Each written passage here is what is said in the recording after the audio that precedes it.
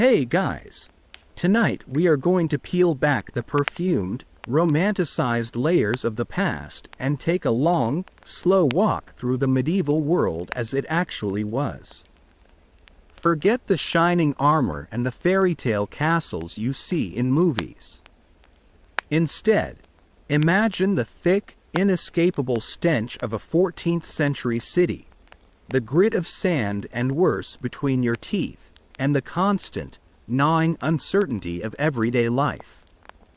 The truth is, if you were suddenly dropped into the Middle Ages, your modern immune system and sensibilities would probably get you killed faster than any sword. You probably won't survive this, but it's fascinating to imagine. So, before you get comfortable, take a moment to like the video and subscribe, but only if you genuinely enjoy what I do here. It's always incredible to see where everyone is tuning in from, so please drop your city or country and the local time in the comments below. Now, dim the lights, maybe turn on a fan for that soft background hum, and let's ease into tonight's journey together. Your journey doesn't begin with the sight of towering castle walls or the sound of a bustling marketplace. It begins with your nose. You are still a mile away from the city gates of, let's say, London, but the smell has already found you. At first, it's just a faint sourness on the breeze, cutting through the familiar country scents of damp earth and greenery. It's a curious, unpleasant note that makes you wrinkle your nose. But as you trudge closer along the rutted, muddy track that passes for a road, that faint note crescendos into a symphony of stink. It grows thicker, heavier, becoming a physical presence that coats the back of your throat. By the time you see the dark, imposing stone walls looming ahead, you're breathing through your mouth, and even then, you can almost taste the air. This isn't just a bad smell, it's a warning. Welcome to the great medieval city. The first and most enduring impression is its wall of stench. You pass through the gate, stepping from the relative freshness of the countryside into a full-body assault. The air is a greasy, tangible soup of odors, each one competing for dominance. The foundation of it all, the bass note in this foul orchestra, is waste. Human and animal. You look down at the street, and you realize it isn't paved with cobblestones, not here in the poorer quarters. It's a treacherous path of hardened mud, churned into a slurry by the passage of countless feet, hooves, and cartwheels. And mixed into this mud is everything you can imagine. Rotting vegetable scraps tossed from a doorway, old bones gnawed clean by dogs, slimy fish heads, and a near-constant supply of fresh manure from the horses, oxen, pigs, and chickens that are as much residents of this city as the people. Pigs, in particular, are the city's unofficial and spectacularly inefficient sanitation department. They roam freely through the narrow lanes, snuffling and rooting through the garbage, their bristly hides caked with filth. They are a common sight, dodged by pedestrians and cursed at by cart drivers. While they do consume some of the organic waste, they produce plenty of their own, adding to the general miasma. Historians still argue whether allowing pigs to roam the streets of major cities like London did more to clean up refuse than the public health hazard they themselves represented. For you, standing there, the argument is moot. The sight of a half-dozen swine gorging on a pile of refuse next to a stall selling meat pies does little to build your confidence in the local cuisine. Running down the center of many streets is a feature known as a kennel. This is not a place for dogs. It's an open sewer, a shallow ditch that serves as the main drainage channel. It flows sluggishly, choked with a thick, gray-brown sludge. This is the final resting place for the city's liquid life. It's where the rain, the household wastewater, the blood from the butcher shops, and the foul-smelling runoff from various trades all converge. The kennel bubbles with decomposition, and on a warm day, the stench rising from it is enough to make your eyes water. You learn very quickly to watch your step, not just to avoid the ankle-deep mud, but to avoid an accidental and unspeakable plunge into the central gutter. As you navigate this treacherous landscape, you hear a shout from a window above. Gardez-vous. It's a phrase you'd learn to fear. Derived from the French, gardez-l'eau, meaning, watch out for the water. It's the perfunctory warning shouted just before the contents of a chamber pot are hurled into the street below. There's no time to react. A foul-smelling splash lands just a few feet in front of you, adding another layer to the street's putrid stew. Your modern brain screams about germs, about bacteria, about all the invisible things that you know are teeming in that mess. But here, the concern is more immediate. Getting doused is disgusting, humiliating, and just a part of urban life. It's a good reason to own a wide-brimmed hat, and maybe to walk very close to the buildings, though that carries its own risks. It's a bit of a grim joke, really. You need head protection not from invading armies, but from your own neighbor's morning routine. The sources of the smell are not just residential, they are industrial. The medieval city is a place of craft and trade, and many of these trades are astonishingly foul. You turn a corner and the air changes, becoming acrid and chemical. This is the dyer's district. To fix colors to wool and cloth, dyers use mordants, substances that help the dye bind to the fabric. One of the most common and effective mordants is alum, but another readily available substance is stale urine, prized for its ammonia content. Large vats of it would be kept, fermenting for days, the pungent, sharp smell billowing out into the surrounding neighborhood. You hurry past, holding the sleeve of your tunic over your nose, only to walk into an even more visceral stench, the smell of death.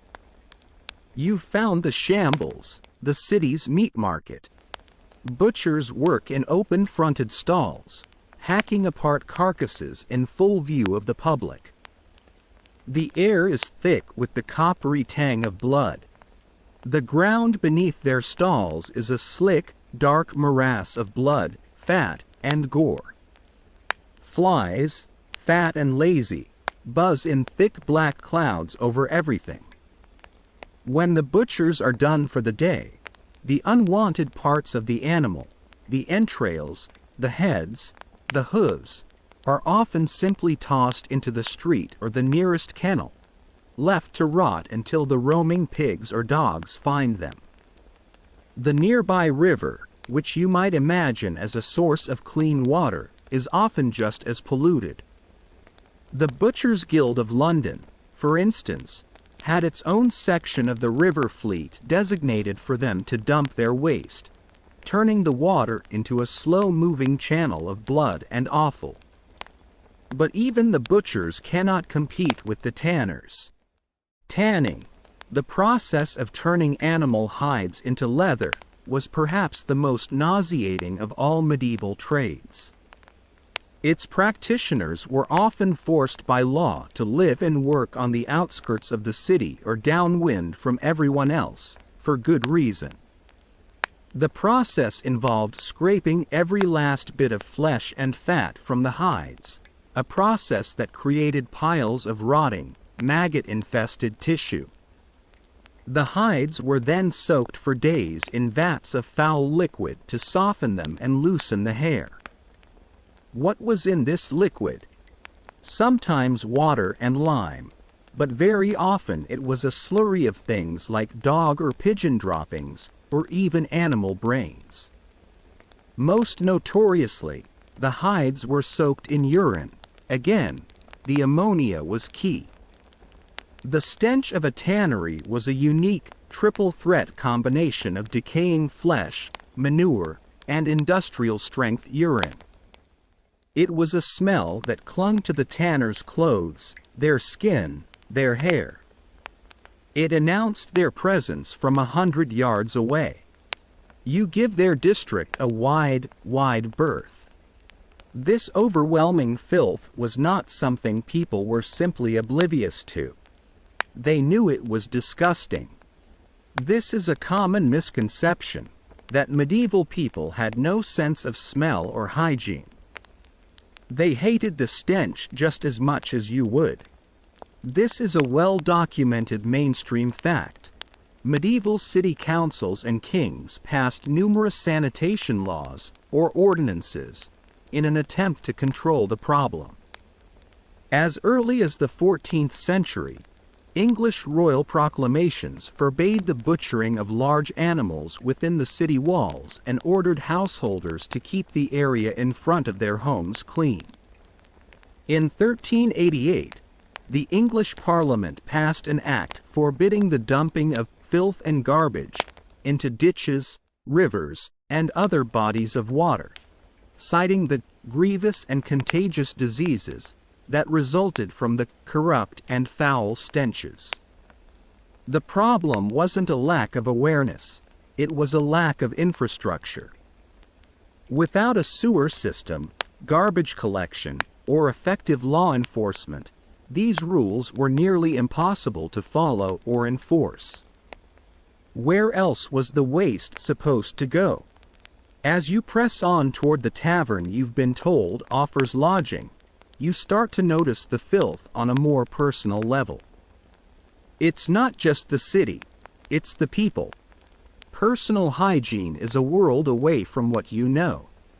You yourself are beginning to blend in. Your own clothes, made of wool or rough linen, have absorbed the city's complex bouquet of odors. They are also home to a few new companions. Lice and fleas are utterly ubiquitous. They live in clothing, in bedding, in people's hair. You feel a persistent, low-grade itch that you try to ignore. Everyone has them, rich and poor. They are just a fact of life, like breathing or sleeping. A fine-toothed comb made of bone or wood is a prized possession, used to literally scrape the lice and their eggs from your hair. Finding a louse on a friend or family member and squashing it between your thumbnails was a common, everyday act of grooming and intimacy. It's your new social life, and your new roommates are very, very small. Bathing is not the daily ritual it is for you. Public bathhouses, or stews, do exist in larger cities. They offer hot water and a chance to scrub off the layers of grime. But they are often associated with drinking, gambling, and prostitution, giving them a less than savory reputation. For many, a full-body bath is an infrequent luxury. Hygiene mostly consists of washing your hands and face from a basin of cold water in the morning. Since your clothes are rarely washed, the process is laborious and soap is a harsh, expensive lye-based substance. They carry the accumulated grime and smells of weeks, if not months. You finally reach the inn. It's a timber-framed building leaning precariously over the street. You push open the heavy wooden door and step inside. The air is better, but only marginally. The smell of the street is replaced by the smell of the inn. Stale beer, wood smoke, unwashed bodies, and cooking food. You look at the floor, and here you find a quirky historical tidbit brought to life. Instead of bare wood or stone, the floor is covered in a thick layer of reeds or rushes. This was a common practice. Fresh, sweet-smelling herbs and rushes were laid down to cover the filthy floor, absorb spills, and release a pleasant scent when walked on. The Dutch philosopher Erasmus, visiting England a bit later, famously complained about this. The problem was that the rushes were rarely completely replaced. More often, a new layer was simply strewn over the old one. This created a compressed, layered mat of filth that could be inches thick. Beneath the top layer of fragrant herbs lay a compost of spittle and vomit, the urine of dogs and men, the dregs of beer, scraps of fish, and other abominations not fit to be mentioned. You try not to think about what might be lurking in the rushes under your feet as you walk toward the innkeeper. The belief that these terrible smells were not just unpleasant but were the direct cause of disease was a cornerstone of medieval medicine. This was the theory of miasma, the idea that plagues and illnesses were carried on bad air.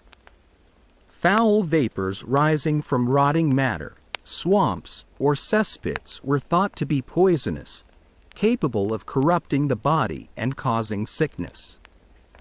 While incorrect about the mechanism, it's the germs, not the smell. It wasn't entirely wrong in its conclusion. The things that smelled the worst were often the things teeming with dangerous bacteria. In a way, their noses were their only public health tool.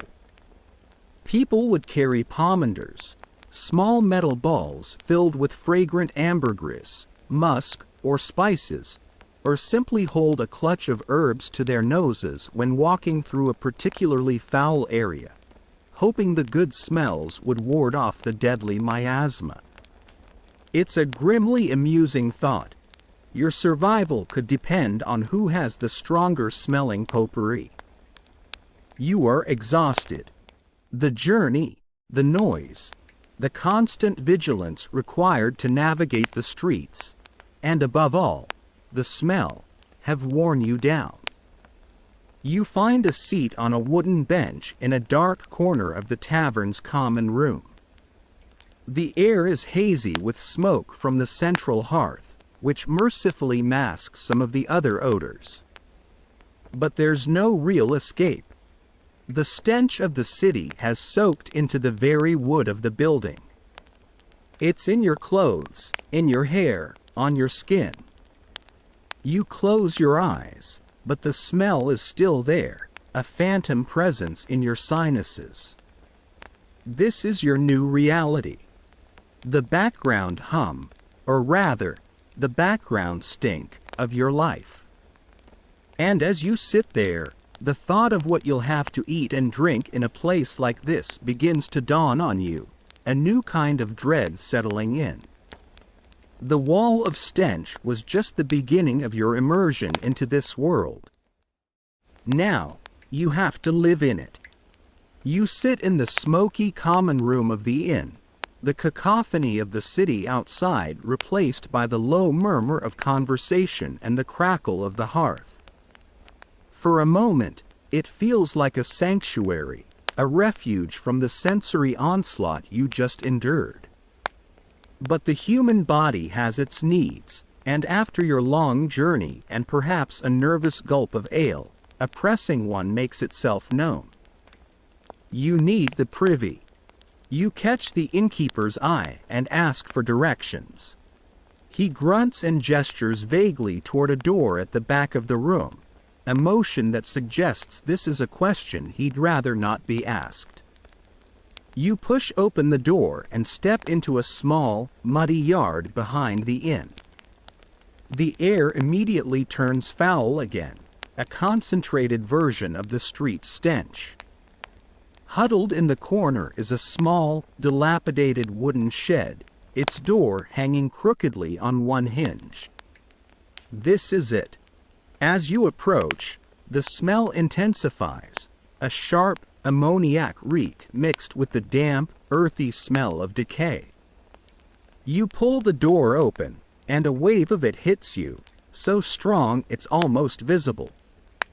Inside, it's nearly pitch black. The only light comes from the cracks in the wooden planks. Your eyes adjust to reveal a simple, horrifying setup. A rough wooden plank with a hole crudely sawn into it, positioned over a dark, yawning pit. There's no seat, no paper, just the hole. The air is thick with the buzz of flies, and you can see cobwebs, thick as cotton, draping the corners. You hold your breath, try not to look down into the abyss of the cesspit below, and complete your business as fast as humanly possible. The experience is degrading, disgusting, and deeply unsettling. As you hurry back into the yard, taking a gasping breath of what now seems like comparatively fresh air, you realize that this primitive setup is the root cause of the city's problems. This is where the Wall of Stench is born.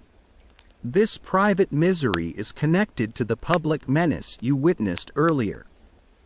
For those living on the ground floor or in a house with a yard, a privy shed over a cesspit like the inn's was the standard. But for the countless people packed into the upper floors of leaning tenements, a trip down multiple flights of stairs to a shared privy in a crowded courtyard was impractical, especially in the middle of the night. So, they relied on the chamber pot. And once the pot was full, the simplest solution was the window. That cry of "Gardez-le" was, in theory, a courtesy. In practice, it was a frantic, last-second warning before a cascade of human waste joined the sludge in the street below. Imagine being a city watchman on patrol at night. You'd be less worried about ambushing thieves and more concerned with what your own citizens might be raining down from above. It's a bit like a video game where you have to dodge falling objects. Only the objects are. Well, you get the idea. Of course, not everyone lived this way. In the grand stone castles and manor houses of the nobility, sanitation was a bit more sophisticated, though your modern sensibilities would still be horrified. Here, you would find the garderobe.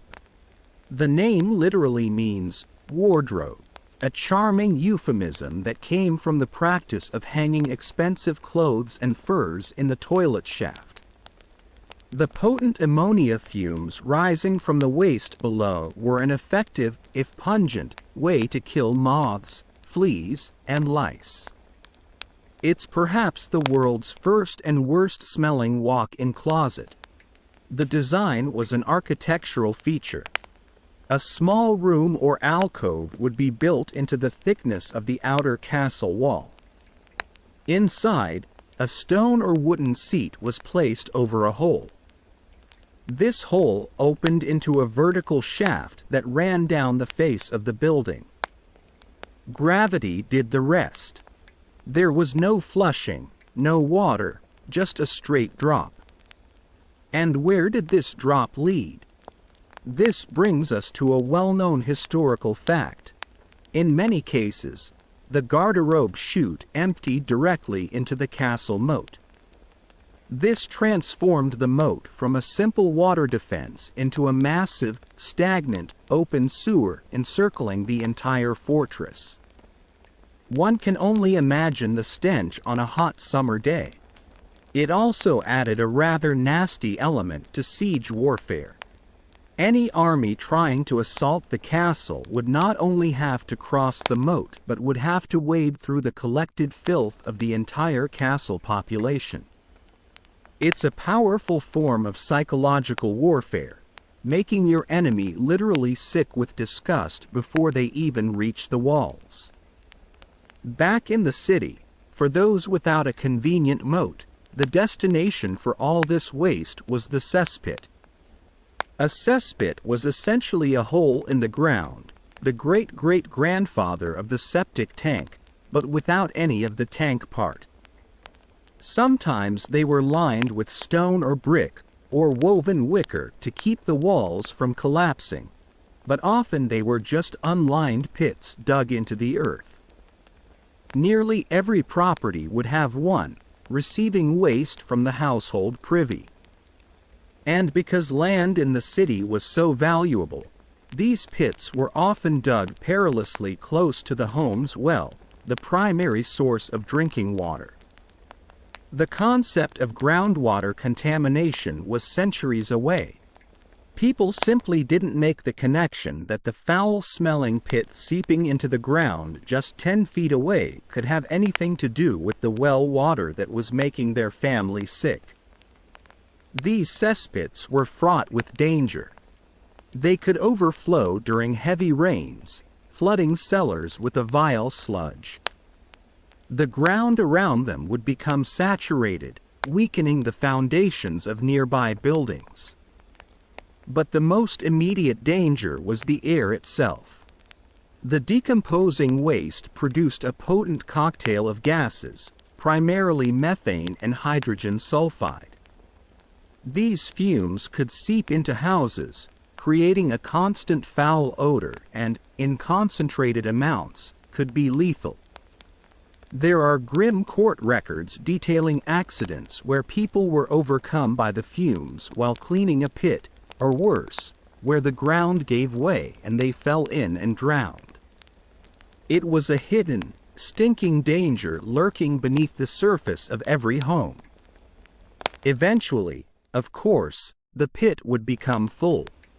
And when it did, you couldn't just dig a new one. City space was too limited. The pit had to be emptied. This was a job so foul, so disgusting, and so utterly essential that it created a special class of tradesmen, known by many names: rakers, nightmen, or, most evocatively, gong farmers. The word gong was a common medieval term for a privy or latrine, and firm, or farmer, meant to clean or empty. So, a gong farmer was, quite literally, a toilet cleaner. The work of a gong farmer was strictly regulated, for one very obvious reason: the smell. By law, they were only permitted to work during the night, typically between 9 p.m. and 5 a.m., to spare the general public from the overwhelming stench and the revolting sight of their labor. Their arrival would be a clandestine affair. A team of 2 or 3 men would appear in the dark with their cart and tools.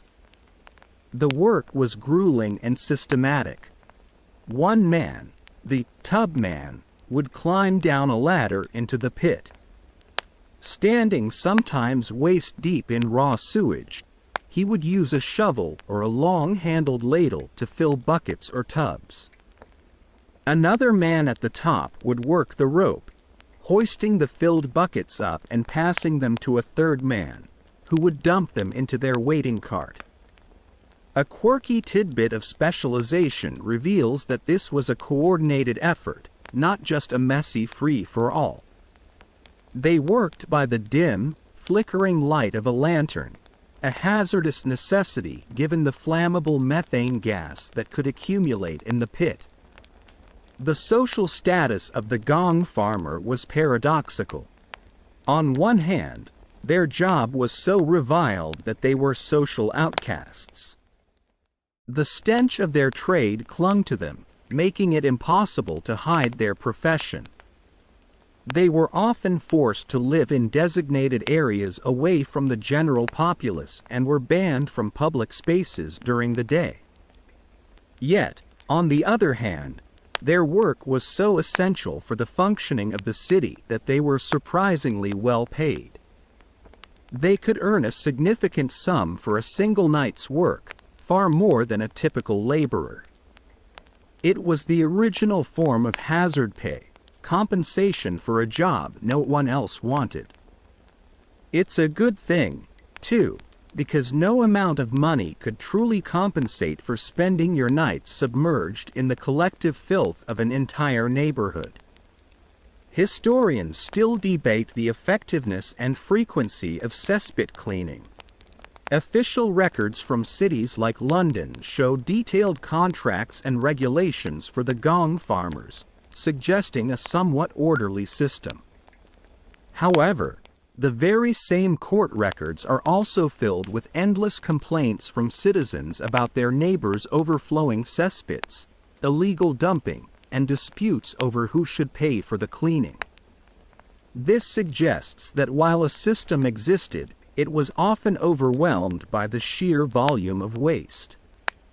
For every diligent gong farmer clearing a pit, there were likely a dozen overflowing ones being ignored, their contents quietly seeping into the soil. And what happened to all that collected waste, the night soil? The gong farmers would load up their cart and, under the cover of darkness, transport it out of the city gates. There, it was either dumped into designated landfill sites or, in a primitive but effective form of recycling, sold to actual farmers outside the city. Human waste is a rich fertilizer, and it was used to help grow the very crops that would eventually be sold back in the city's markets. It's a closed loop of consumption and excretion, a perfect, if unsettling, ecological cycle. It's important to note that this level of squalor wasn't universal. There was one group that had sanitation figured out far better than anyone else: the monks. In monasteries, you would find the most advanced sanitation technology of the age. Monks, particularly of the Cistercian order, were brilliant engineers. They would often construct their monasteries with incredible foresight, deliberately siting them next to a river or stream. They would then build a channel to divert the water to flow directly through the monastery's latrine block, called a reredorer, which is a wonderfully polite term for a large, communal toilet. This created a constantly flushing sewer that carried all the waste away from the monastery and downstream. Their privies were cleaner, less smelly, and infinitely more hygienic than even the king's own garderobe. It shows that the technical knowledge to build better sanitation systems existed. The failure was not one of invention, but of investment and civic organization. It was one thing for a self-contained, highly organized community of monks to manage their waste. It was another thing entirely to implement such a system for a chaotic, sprawling city of tens of thousands. You finally turn your back on the wretched little shed behind the inn and re-enter the common room. The air inside, once hazy and close, now feels almost clean by comparison. You find your seat, your mind reeling with the new knowledge of the world beneath your feet. Every house, every castle, every building is perched precariously over a pit of its own filth. The very ground is saturated with it. You look down at the mug of ale on the table, and then you think of the inn's well, the one they use for cooking and cleaning. You picture it, a stone well in that same muddy yard, just feet away from the leaking, overflowing cesspit you just visited. A cold dread begins to creep in, a dread that has nothing to do with the darkness or the strange sounds of the city. It's the realization that the filth isn't just outside. It's in the water, and it's almost certainly in the food. You're thirsty, and you're hungry, and you're suddenly terrified of what you might be about to put in your mouth. The dread rising in your throat is soon met by the concrete reality of dinner. The innkeeper's wife, A woman with forearms as thick as firewood moves with a weary efficiency. She plonks a chipped wooden bowl and a crude earthenware mug onto the rough-hewn table in front of you. The mug sloshes with a cloudy, brownish liquid, and the bowl contains a steaming, indeterminate stew. There's no menu, no asking what you'd like. You get what is made. Your stomach rumbles, torn between hunger and the horrifying knowledge of the inn's plumbing, or lack thereof. You decide to start with the drink. It's the safer bet, you hope. You lift the heavy mug. It's ale. Not the crisp, clear, bubbly beverage you might imagine, but a flat, murky, and slightly sweet liquid. You take a hesitant sip. It's watery and tastes strongly of grain, with a faint, yeasty tang.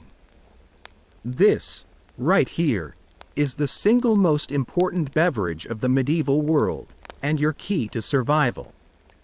The water from the well outside, as you correctly surmised, is a gamble.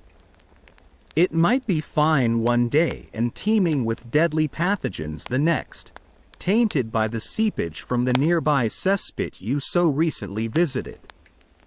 People in the Middle Ages didn't know about bacteria, but they weren't stupid.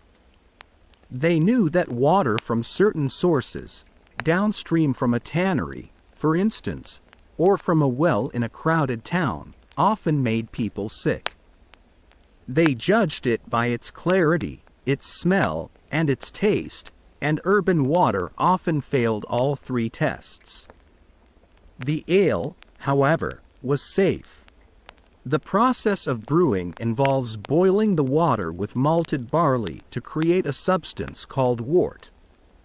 This single act of boiling, performed for reasons of extraction and flavor, had the miraculous, if accidental, side effect of killing most of the harmful microorganisms. This is a mainstream historical fact that can't be overstated. Ale wasn't just a drink, it was a public health measure. Everyone drank it, all the time. The average peasant in England, for example, might drink up to a gallon, that's 8 pints, of ale per day. It was their primary source of hydration, a significant source of calories, and a comforting staple of life. Now, before you picture a world full of perpetually tipsy farmers stumbling into their pitchforks, it's important to understand what they were drinking. Most of it was small beer, or weak ale. It had a very low alcohol content, perhaps 1 to 2%, just enough to preserve it and give it some flavor. It was the medieval equivalent of a sports drink or a soda, a hydrating, calorie-dense fluid that was safer than the alternative. Children drank it. Laborers drank it for their midday meal. You'd have a mug of it for breakfast to wash down your bread. It's a bit jarring to imagine sending your 5-year-old off to work in the fields with a skin of beer, but in this world, it was a parent's best option for keeping them healthy and hydrated. With the relative safety of your drink established, you turn your attention to the bowl. It's pottage. This is the cornerstone of the peasant diet, the one-pot meal that fuels the entire society. It's a thick, soupy stew, simmering with a greenish-brown hue. You dip your spoon in, or more likely, a piece of bread, as spoons are not always a given, and examine the contents. You see the mushy forms of barley and oats, the grains that give the pottage its body and calories. You can identify some vegetables. The pale slivers of onion and leek, the limp, grayish leaves of cabbage, and the lumpy chunks of turnip or parsnip. The defining characteristic of pottage is that it was often a perpetual stew. In many peasant homes, a large cauldron would hang over the central fire day and night. It was rarely emptied completely. Instead, new ingredients were simply added to the remnants of the previous day's meal. This practice meant the flavor was constantly evolving, but it also meant the stew could be days or even weeks old in its oldest components. It also meant that anything that fell into the pot, a stray fly, a bit of ash from the fire, a clump of dirt from an unwashed turnip, became part of the meal. You take your first mouthful.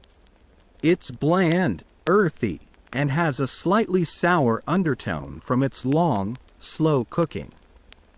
You chew carefully, half expecting the unwelcome crunch of an insect or a piece of grit. This isn't a meal to be savored. It's fuel, pure and simple. You notice you don't have a plate. Instead, next to your bowl is a thick, square slab of dark bread.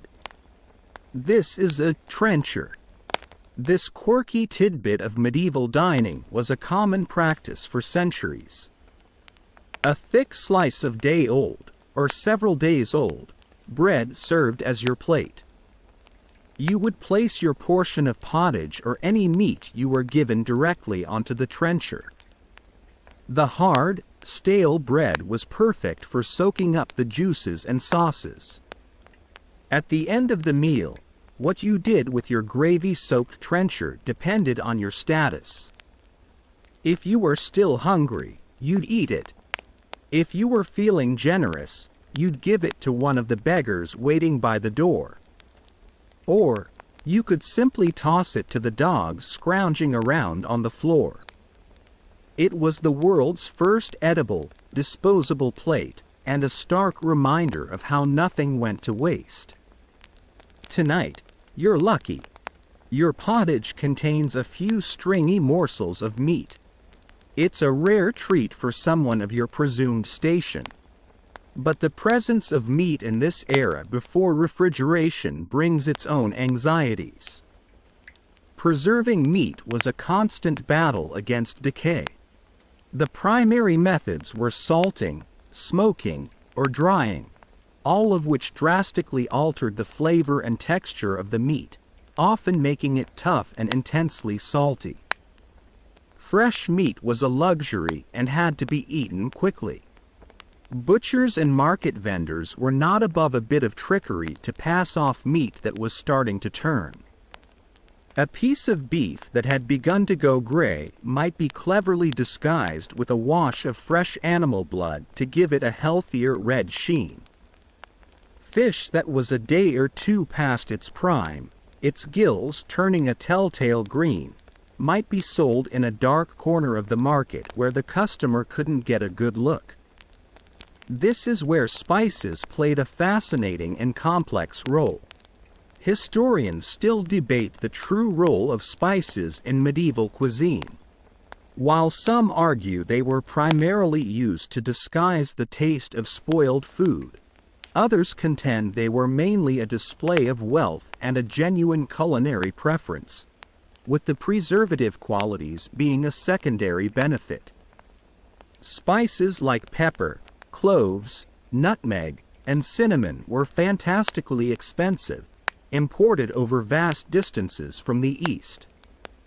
For the wealthy, loading a dish with spices was the ultimate status symbol, a way of saying, "I am so rich, I can afford to make this roasted bird taste like a paradise garden."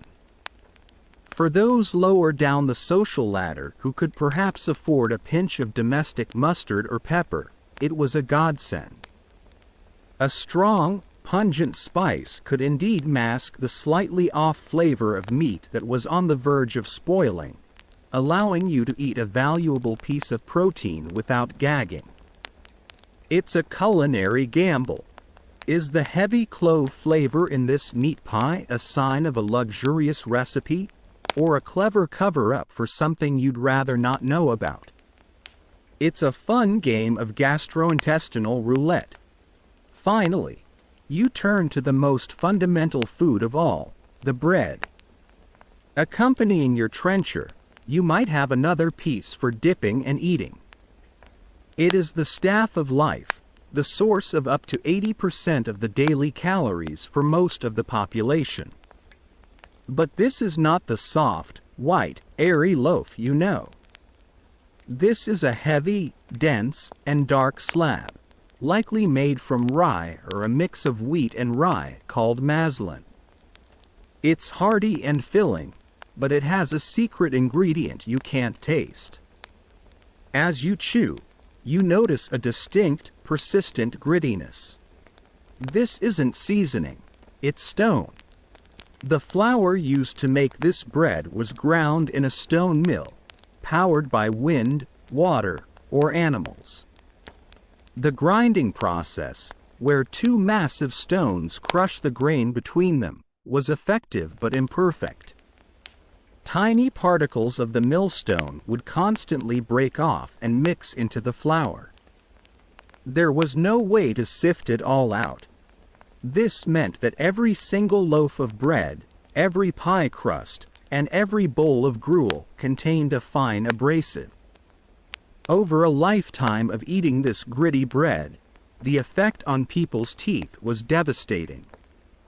Archaeological studies of medieval skeletons consistently reveal teeth worn down flat, sometimes right to the pulp, a condition known as dental attrition.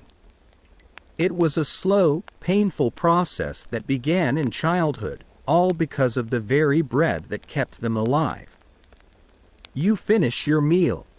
The bowl is empty, the ale is gone. You're no longer hungry, but the feeling is one of heavy, stolid fullness, not satisfaction. The food was about function, not form, survival, not pleasure. You sit back against the hard wooden wall, the taste of weak ale and earthy pottage lingering in your mouth. You think about the different components of your meal. The ale, a life-saving brew that staved off disease. The pottage, a humble, never-ending stew full of grit and God knows what. The questionable meat, a risky delicacy.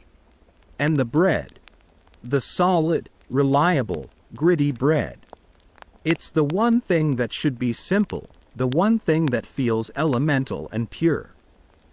Yet, as you run your tongue over your teeth, feeling that same sandy texture, a new unease begins to form.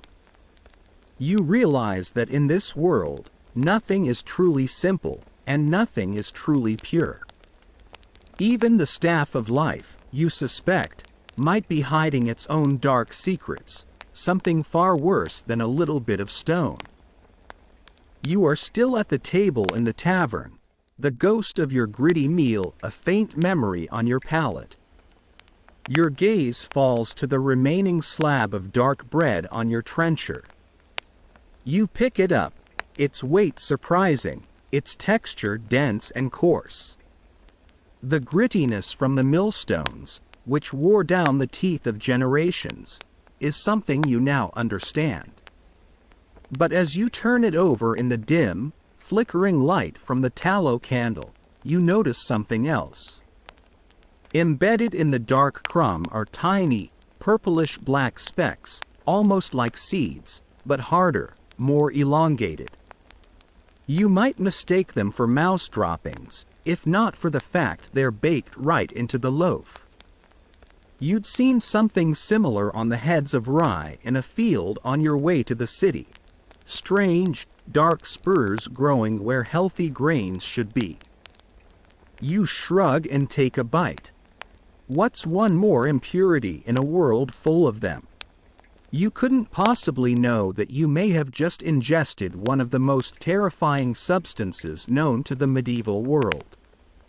That dark little speck is ergot, the common name for the fungus Claviceps purpurea. It's a parasite that thrives on rye and, to a lesser extent, other cereals like wheat and barley, especially during damp, cool springs followed by wet summers, a common weather pattern in much of Europe.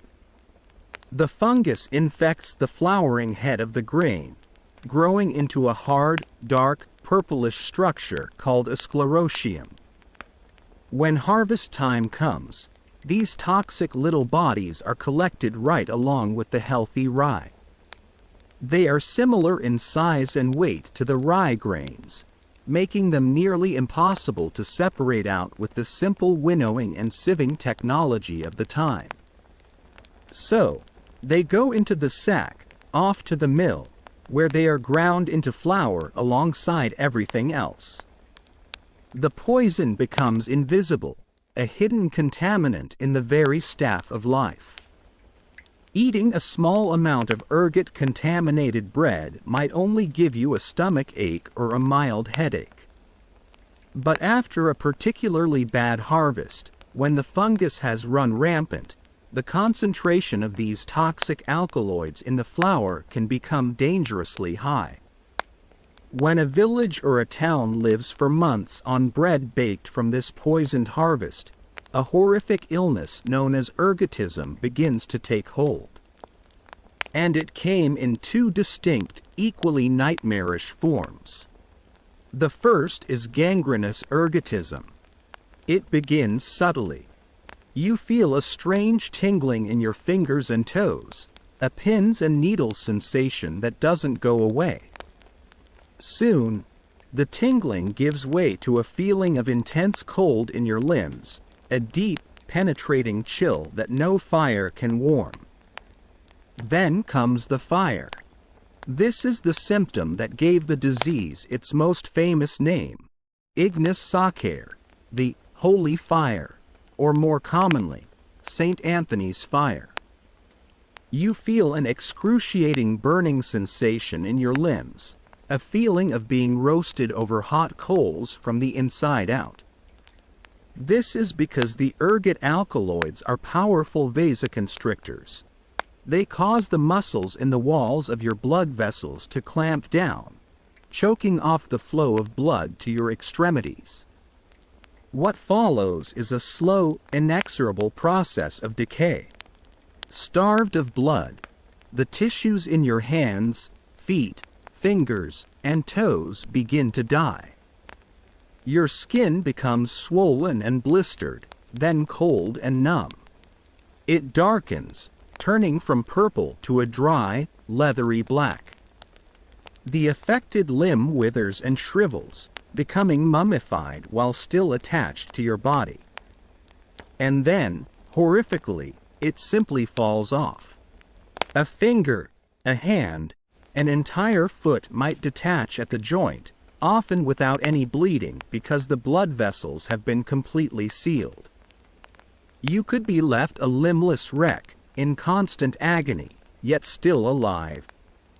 Outbreaks could affect entire communities, creating villages of maimed and suffering people, a living tableau of hell on earth. As if that weren't enough, there was the other form, convulsive ergotism. This type attacked the central nervous system. The symptoms were just as terrifying, but in a different way. It started with muscle spasms and twitching, which would escalate into violent, uncontrollable convulsions. Your body would contort into agonizing positions, your back arching, your limbs flailing wildly. These fits could last for hours, leaving you exhausted and foam-mouthed. But the physical symptoms were accompanied by psychological torture. You would experience vivid, terrifying hallucinations. You might see demons clawing at the walls, hear voices whispering threats, or feel the sensation of insects or snakes crawling under your skin, a condition modern medicine calls formication. You would be plunged into a state of delirium, mania, or deep psychosis. To your neighbors, you would simply appear to have gone mad. Imagine the terror. No one knew this was caused by a fungus in their bread.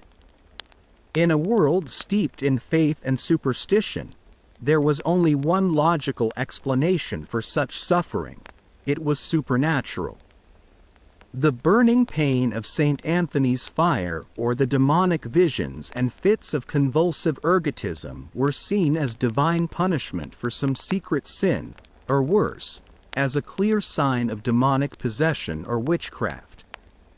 Sufferers would often flock to shrines dedicated to St. Anthony the Great, the patron saint of skin diseases and a hermit who was said to have battled demons in the desert. Pilgrims would travel for days to pray for his intercession, and miraculously, they were often cured. The miracle, of course, had a simple explanation. By leaving their village, they also left behind their contaminated grain supply. The monks at the shrines would feed them clean bread, and their symptoms would subside. They would return home, healed by their faith, never knowing they were cured by a simple change in diet. This connection between convulsive ergotism and apparent madness has led to one of the most fascinating and contentious theories in history. This brings us to a famous scholarly debate. Historians still fiercely debate the hypothesis, first proposed in the 1970s by researcher Linda Caporal, that the infamous Salem witch trials of 1692 were triggered by an outbreak of convulsive ergotism. The evidence is compelling. The initial accusers, a group of young girls in Salem Village, displayed symptoms that are a textbook match for the convulsive form of the disease. Violent fits, temporary blindness and deafness, a feeling of being pinched or bitten, and terrifying visions of the people they then accused of being witches. Furthermore, the historical weather records show that the growing season preceding the outbreak in Salem was cool and damp, perfect conditions for the ergot fungus to thrive on the local rye crops, which were a staple of the Puritan diet. The theory suggests that the bewitched girls were not lying or acting, but were genuinely experiencing the physical and psychological effects of ergot poisoning. Their terrifying hallucinations were real to them, and in their poisoned, paranoid state, they interpreted their suffering through the only lens they had, the supernatural. The theory offers a biological explanation for a historical event often attributed solely to mass hysteria and social tension. However, critics point to flaws in the hypothesis. Why were the accusers primarily a specific group of girls, and not a wider swath of the population eating the same bread? How could the girls' fits conveniently stop and start when a witch was brought before them or confessed? The debate continues to this day, a stark reminder of how difficult it is to diagnose the past. It's a strange and fascinating quirk of chemistry that the fungus responsible for so much medieval suffering holds a direct link to the modern world. This is a truly quirky tidbit. The psychoactive alkaloids in the ergot fungus, like ergotamine, are the natural source from which Swiss chemist Albert Hofmann first synthesized LSD in 1938. The terrifying, demonic visions that tormented a 14th-century peasant and the psychedelic trips of the 1960s were born from the same family of chemical compounds. It's as if the Middle Ages had its own accidental, horrifying version of a bad acid trip, only it lasted for weeks and could end with your feet falling off. Not exactly a summer of love. You look down at the dark, heavy bread in your hand. The knowledge of what it could contain changes its very nature. It is no longer just food. It's a vessel of potential misery. The grit is a certainty, a slow erosion of your teeth. But the fungus is a lottery. Is this loaf safe? Or does it carry the seeds of fire, madness, and a slow, agonizing decay? You can't know. Every bite is an act of faith. You place the half-eaten slice back on the table, your appetite suddenly gone. The sheer effort of staying alive in this era is becoming clear. It's not just about avoiding filth and disease. It's about navigating a world where even the most basic sustenance, the daily bread you rely on for life itself, could be a source of unimaginable horror. The constant, low-level stress of survival is a heavy weight. And tomorrow, you know, the sun will rise, and you will have to find the energy to face it all again. For the vast majority of people in this time, that meant one thing: a long, grueling day of back-breaking work. You don't sleep well. The lumpy straw mattress in the corner of the inn's common room is alive with things that itch and bite, and the air is thick with the snores and smells of a dozen other travelers. But your fitful rest is broken not by discomfort, but by a subtle change in the light. A pale, gray dawn is seeping through the grimy shutters. There is no alarm clock, no gentle nudging. The day begins with the sun, and to be abed after sunrise is to waste precious light and time, a luxury no one can afford. You rise, your body stiff and sore, and join the stream of people heading out into the misty morning. You've survived the city's stench, its plumbing, its questionable food. Now you have to earn your keep. Now you have to work. For the vast majority of people in this era, over 90% of the population, life is rural. It is tied to the earth and the endless, repeating cycle of the seasons. So, imagine you are not a traveler in an inn, but a peasant, a serf, living in a small, windowless hut with a dirt floor and a leaky thatched roof. Your day begins now, at first light. You pull on your rough wool tunic, grab a piece of that gritty rye bread and a mug of small ale, and head out. The fields await. The work is not just hard. It is relentlessly, brutally physical. This is where we encounter the stunning reality of the medieval peasant's energy expenditure. Modern estimates suggest that a male peasant during peak seasons like the harvest would burn over 4,000, and sometimes up to 5,000, calories a day. To put that in perspective, that's the equivalent of what a modern professional athlete or a soldier in intensive training might burn. Your pottage and ale are not for enjoyment. They are high-octane fuel for the human machine. What kind of work burns so many calories? In the spring, it's plowing. But you don't have a tractor. You have a team of oxen and a heavy wooden plow. You spend 10 hours a day wrestling this contraption through the heavy, wet soil, shouting at the slow-moving beasts, your muscles screaming from the effort of keeping the plowshare straight in the earth. You are the engine of this operation, guiding, pushing, and lifting. After the plowing comes the sowing, walking endless furrows, scattering seed by hand from a sack slung over your shoulder.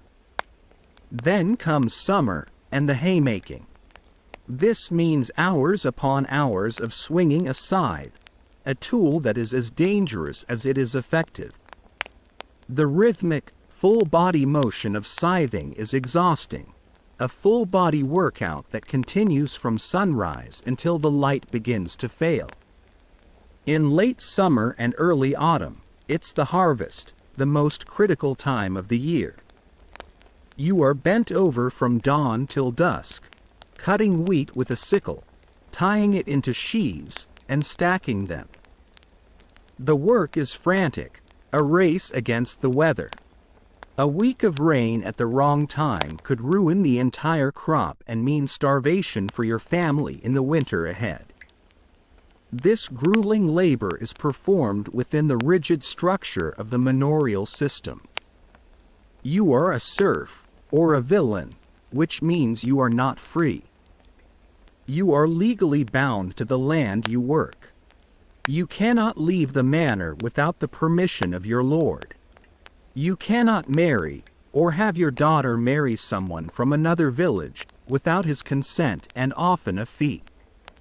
In return for the small plot of land you use to feed your own family, you owe your lord service. This means you must work on his personal land, the domain, for a set number of days each week, often 2 or 3, without pay. All the sweat and toil on those days goes directly to filling his barns, not yours. On top of that, you owe him a portion of the produce from your own land as a form of rent. It's a system designed to keep you exactly where you are, a human cog in an agricultural machine. And it's a surprisingly sophisticated machine. This brings us to a mainstream historical fact that was a cornerstone of medieval life: the 3-field system of crop rotation. A manor's arable land was typically divided into 3 large fields. In any given year, one field would be planted in the autumn with wheat or rye. The second would be planted in the spring with crops like oats, barley, peas, or beans. And the third field would be left fallow, uncultivated, for the year. This allowed the soil to rest, recover its nutrients, and be grazed by livestock, whose manure would help fertilize it. The next year, the fields would be rotated. This innovation was a massive improvement over older 2-field systems, as it increased the amount of land under cultivation, diversified the crops, providing a backup if one failed, and ultimately produced more food. For you, the peasant, it meant a more stable, if still precarious, food supply. Life wasn't all unrelenting misery. The church calendar provided breaks. Holy days, or holidays, were frequent, and on saints' days, work was forbidden. These were times for feasting, for celebration, and for strange local customs. One quirky tidbit from medieval England was the festival of Hocktide, celebrated in the week after Easter. On Hawk Monday, the women of the village would go out and capture the local men, binding them with ropes and demanding a small ransom for their release, which was usually paid with good humor. On Hawk Tuesday, the roles were reversed, and the men would capture the women. It was a rare, formalized moment of social reversal and boisterous fun, a brief, sanctioned escape from the rigid hierarchies of daily life. The money raised would typically be given to the church wardens. It was a strange, carnivalesque custom in a life that was mostly defined by solemn duty. But even with these breaks, the specter of being tied to the land was a heavy one. Historians still debate the true extent of peasant freedom and mobility. While the legal framework of serfdom suggests a static and oppressed population, bound to their birthplace for life, some evidence points to a surprising amount of illegal movement. Court rolls of the period are filled with cases of lords trying to track down serfs who had fled the manor. The destination was often a growing town or city, where the air, as the German saying went, Stadtluft matched frei, city air makes you free. By tradition, if a serf could live in a town for a year and a day without being caught and reclaimed by their lord, they became a free person. For many, the risk of being caught was worth the gamble for a life of greater autonomy, even if it meant trading the familiar toil of the fields for the unknown dangers of the city. And life in the city was no picnic either. If you weren't a peasant, you were likely an artisan, and your work was just as backbreaking and often more dangerous. Let's say you are a blacksmith. Your workshop is a dark, loud, soot-stained cave. You spend your day next to the searing heat of the forge, the air thick with smoke and toxic fumes from the burning coal. You are constantly swinging a heavy hammer, your body slick with sweat, shaping red-hot iron into tools, horseshoes, and weapons. The risk of a serious burn from a stray spark or a piece of hot metal is constant. The noise is deafening, and the physical strength required is immense.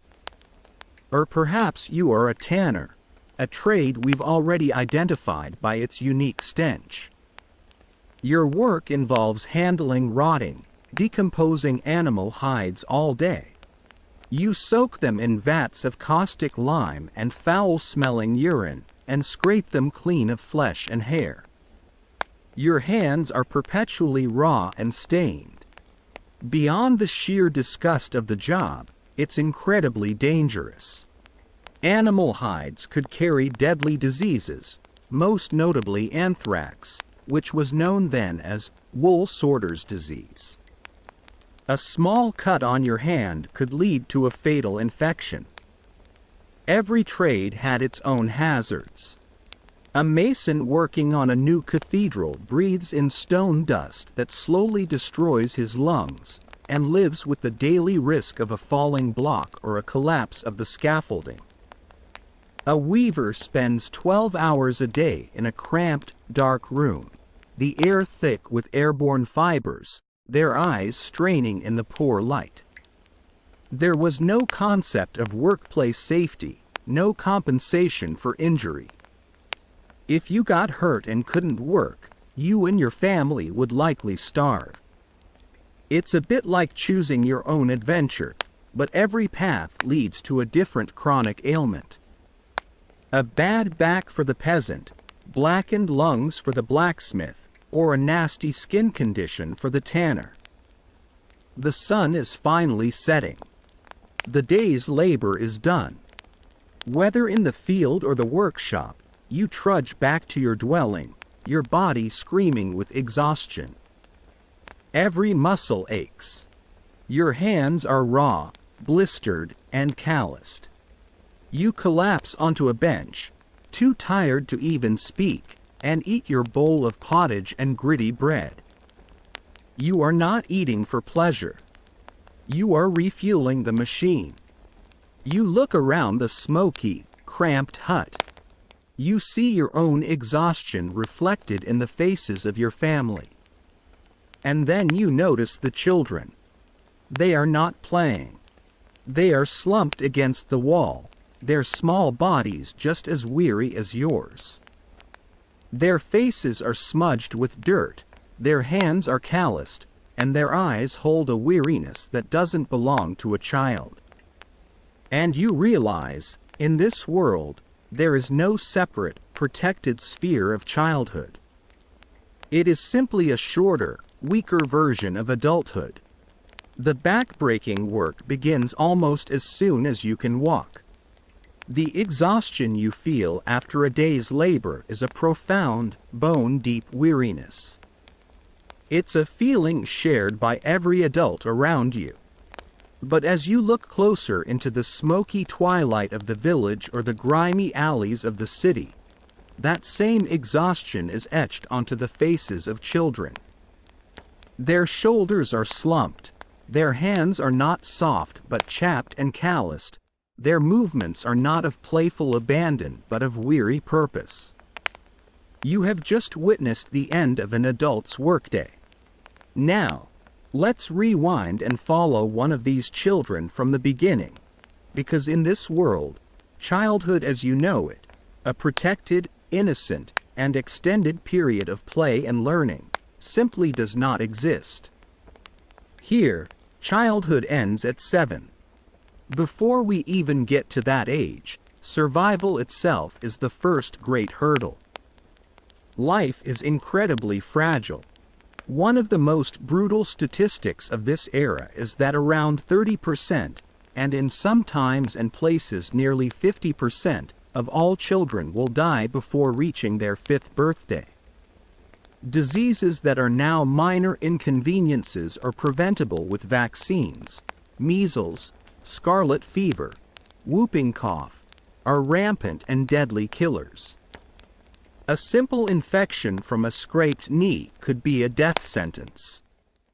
This grim reality has led to a long-running scholarly debate. Historians still debate the emotional landscape of the medieval family.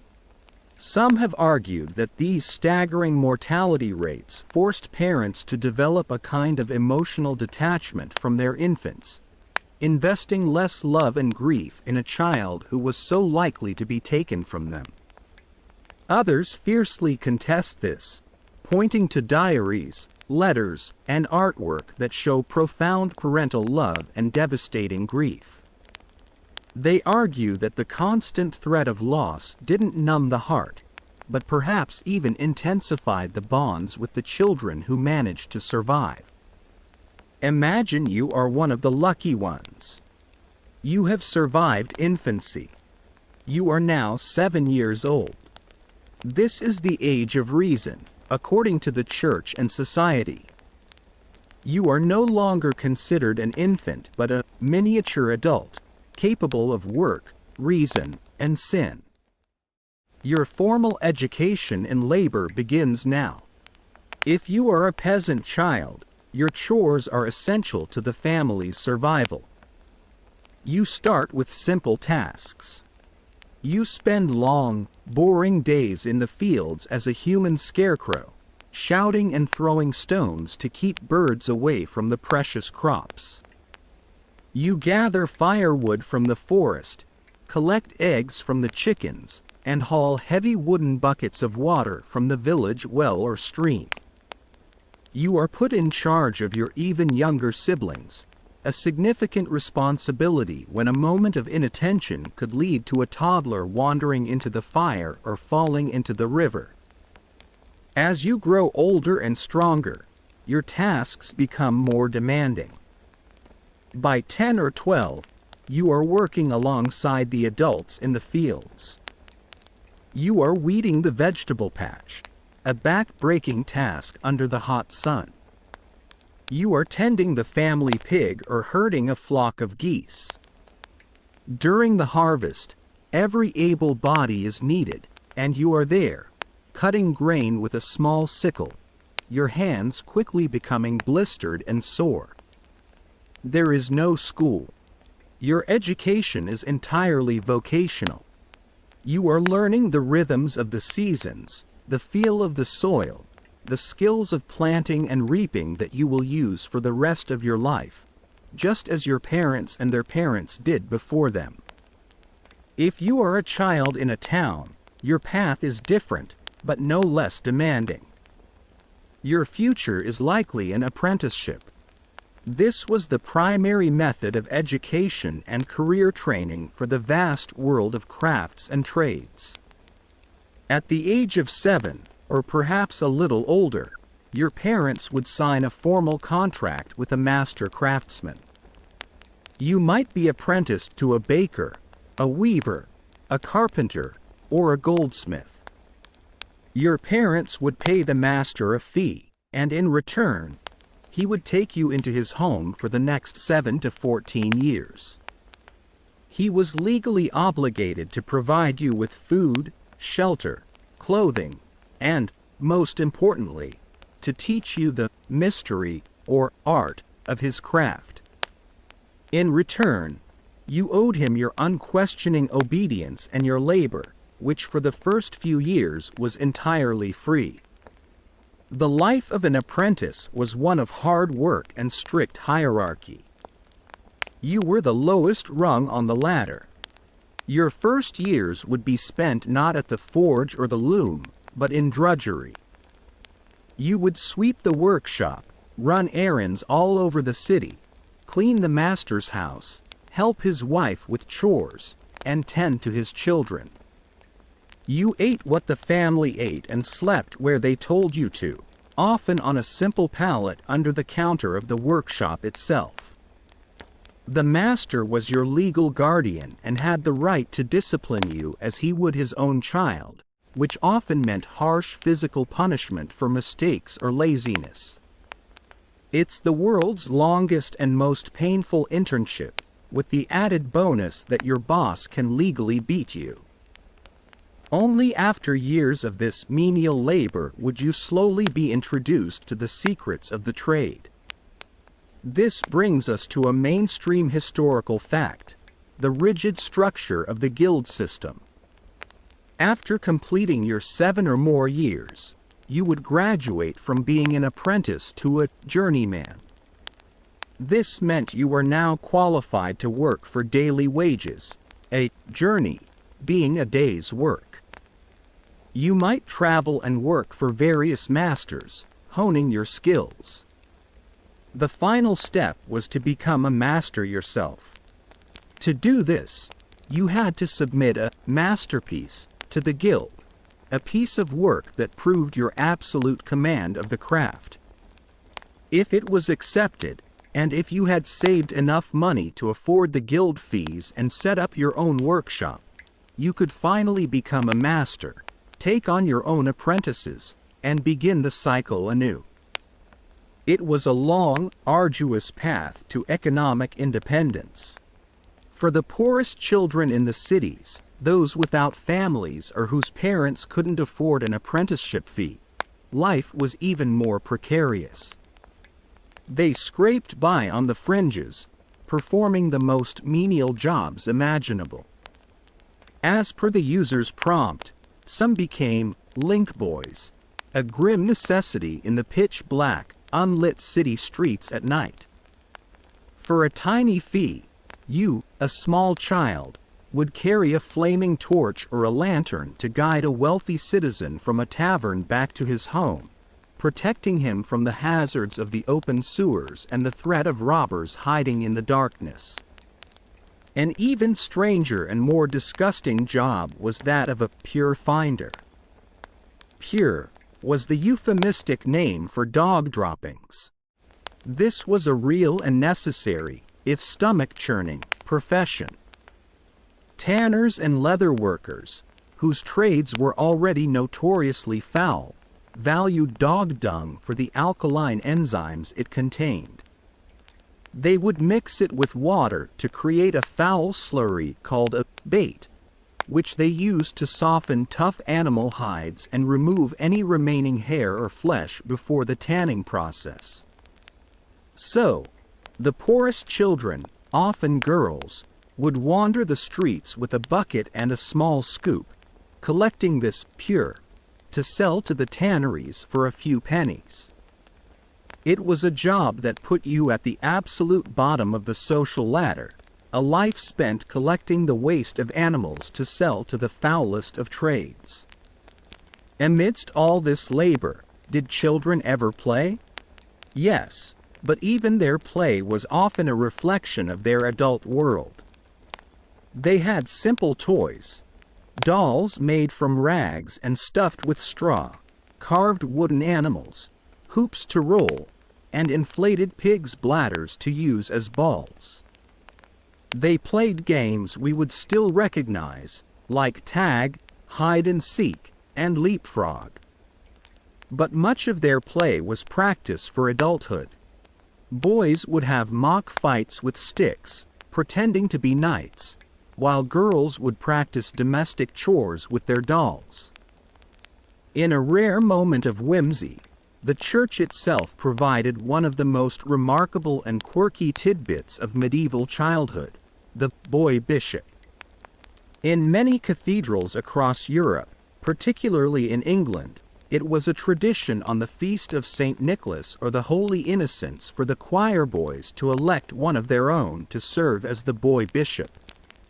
This child would be dressed in full episcopal robes, complete with a mitre and a crozier, and for a day, he would hold the authority of a real bishop.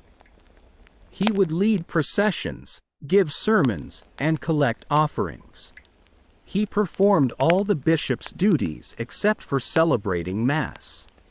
It was a wild, topsy-turvy festival, A moment of sanctioned chaos where the world was turned upside down and a child held authority over priests and elders.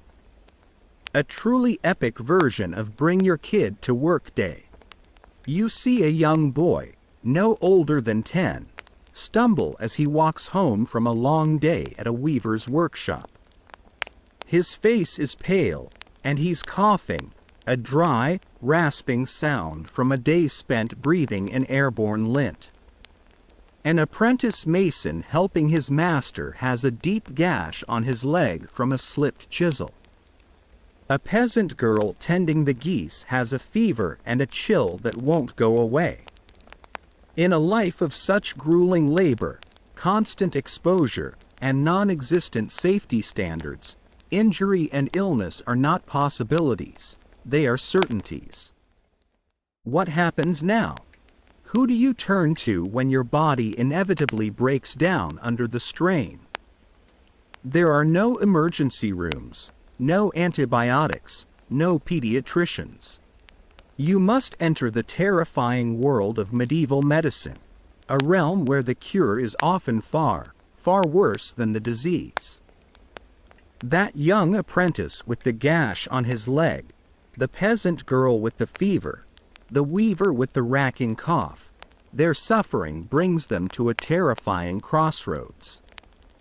In your modern world, sickness or injury means a visit to a doctor, a clinic, a sterile environment of science and reason. Here, you are about to enter the world of medieval medicine, a place governed by ancient theories, astrological charts, and treatments that feel more like ritualized torture. The foundational belief that underpins this entire world is not germ theory, but a concept inherited from the ancient Greeks, a mainstream historical fact known as the theory of the four humors. This theory holds that the human body is composed of four essential fluids, or humors: blood, phlegm, yellow bile, and black bile. Each humor is linked to one of the four elements and possesses specific qualities. Blood, associated with air, is hot and moist. Phlegm, linked to water, is cold and moist. Yellow bile, connected to fire, is hot and dry. And black bile, tied to earth, is cold and dry. A healthy person is one in whom these four humors are in perfect balance. Every illness, from a common cold to a raging fever, is therefore not caused by an outside invader, but by an internal imbalance, an excess or a deficiency of one of these humors. The entire goal of the medieval physician is not to kill a pathogen, but to restore your personal humoral equilibrium. And the most common way to do that is by getting the excess humor out of you. Let's say you are that peasant girl with the fever. To a medieval physician, your high temperature and flushed skin are clear signs of an excess of blood, the hot and moist humor. The prescription is obvious and immediate. You must be bled. This practice, called phlebotomy, is the go-to treatment for almost everything. Headaches, fevers, faintness, infections. The answer is always to let out some blood. You might be taken to a barber surgeon, a tradesman who cuts hair, pulls teeth, and performs minor surgery. He is the hands-on practitioner. He consults a chart, not of your anatomy, but of the heavens. This brings us to a fantastically quirky tidbit of medical practice, the zodiac man. This was a diagram found in many medical texts showing a human figure with each part of his body linked to a sign of the zodiac. Aries ruled the head, Gemini the arms, Leo the heart, and Pisces the feet. The barber surgeon would check the current position of the moon and stars to determine the most auspicious time and place to bleed you. He would not, for example, want to bleed your arm if the moon was in Gemini. To do so would be to invite disaster. It's like scheduling surgery, but your consultant is an astrologer, not an anesthesiologist. Once the stars are aligned, the procedure begins. The barber surgeon will take a small, sharp knife called a fleam and make an incision in a vein, usually on the inside of your elbow. He collects the blood in a bowl, measuring it carefully. He's aiming to remove a specific amount to correct your imbalance. Another popular method is using leeches. The slimy, wriggling creatures are placed on your skin. They attach themselves with their suckers, inject an anticoagulant to keep the blood flowing, and drink their fill, swelling up into fat, dark blobs before they drop off. It is a disgusting, unnerving process. Whether by knife or by leech, you are left weaker, paler, and more vulnerable than before. But according to the theory, you are now more in balance. If you don't get better, the logic is simple. They either didn't take enough blood, or they took it at the wrong time. The theory is never wrong. What if your illness is diagnosed as an excess of a different humor? If you have a cough and are producing a lot of mucus, you clearly have an excess of phlegm, cold and moist. The doctor will prescribe treatments to heat you up and dry you out, perhaps hot peppers or mustard, and you'll be told to avoid fish and cucumbers. If you are angry and irritable, you might have an excess of yellow bile, hot and dry, and the treatment will involve purging. You will be given powerful emetics to make you vomit and harsh laxatives to empty your bowels, often made from plants like hellebore or scammony. The goal is a violent, physical expulsion of the offending humor. It's a full-body eviction notice for your insides. The people providing this care fall into several categories. At the very top is the university-trained physician. He is a man of letters who has studied the ancient texts of Galen and Hippocrates. He rarely touches a patient. His primary diagnostic tool is uroscopy, the detailed examination of your urine. He will hold a flask of your urine up to the light, studying its color, clarity, and sediment, and comparing it to a complex chart that links various shades and properties to specific diseases. He is an intellectual, a theorist. Below him is the aforementioned barber surgeon, the man who gets his hands dirty with the actual cutting and bleeding. Then there is the apothecary, a combination of pharmacist and grocer, who mixes the complex herbal remedies and sells the spices prescribed by the physician. For most common people, however, medical care came from the village, wise woman, or folk healer. These were often older women who possessed a deep, traditional knowledge of local herbs and remedies, passed down through generations. This is the source of another historical debate. Historians still debate the efficacy of medieval folk remedies.